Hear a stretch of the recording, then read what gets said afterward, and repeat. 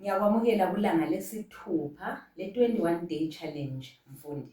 Ibizo lami ngoBoyini Mntambo. So namuhla siqalisa ngengxoxo. Nansi ingxoxo ku screen angithi. Sizayibala sobabili singaqeda lapho ngizakubuza imibuzo angithi. Right, silo Siphiwe noJabulani lapha. Uthini uSiphiwe? Wenzani sithandwa sami? uJabulani athi ngipheka inyama yenkukhu.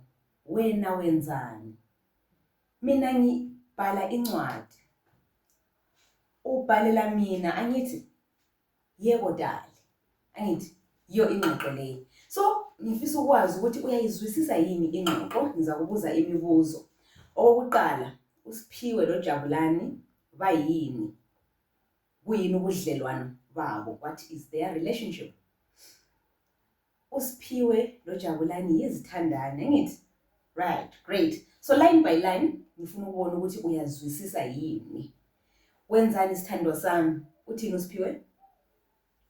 What are you doing my love? Isn't it?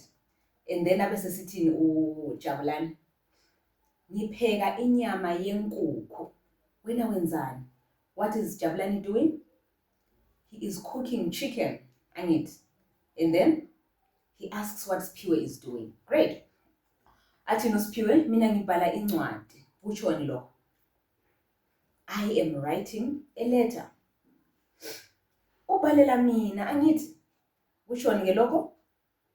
You are writing to me, isn't it? uSiphiwe uphendula esithi yebo dali angithi. Right, so sikhuluma ngama verbs namuhla, all about the verbs. So sesiqhubeka ngifuna ukupha iquiz angithi. Asingene ku quiz. Ngizakubuza imibuzo munye ngamunye. So ku quiz I will ask you to note your answers and also note your score. I want to know how you're doing with these quizzes angithi. So asiqalise ngo number 1. Uthini number 1? I am reading a book. What does that mean in Ndebele?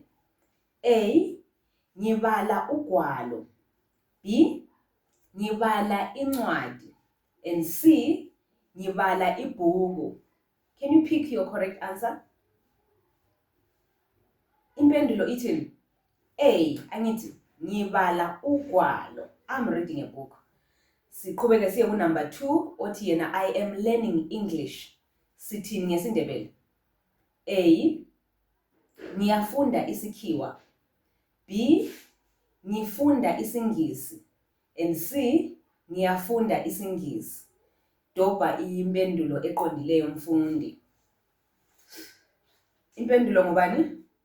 B. Angithi that's your correct answer. Ngifunda isingisi.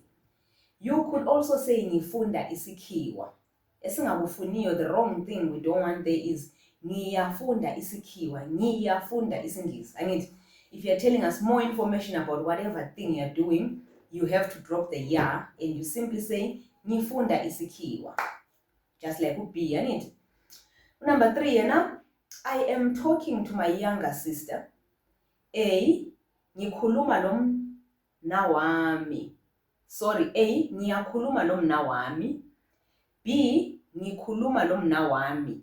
And C. Ngikhuluma nodadewethu. Impendulo yakho ngubani? B, angithi ngikhuluma nomna wami. Number 4, I am reading the newspaper. A. Ngibhala iphephandaba. B. Ngibala iphepha lendaba. C. Ngiyabala iphephandaba. And D. Ngibala iphephandaba. Which one is correct? Impendulo yakho yiphi lapha? D, angithi ngibala iphephandaba. The newspaper, iphephandaba.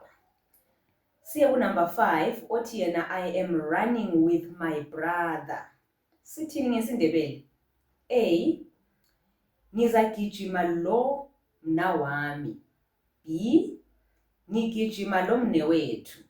And C. Ngagijima lo mnewethu. Which one is I'm running with my brother? Impendulo ngubani? B, angithi ngigijima lo mnewethu. Mfundi wami, ngithemba uyakholisa njalo uyaqhubeka ukufunda, angithi ukulolonga isiNdebele sakho, meaning to sharpen your Ndebele, angithi. So inqobe nansi.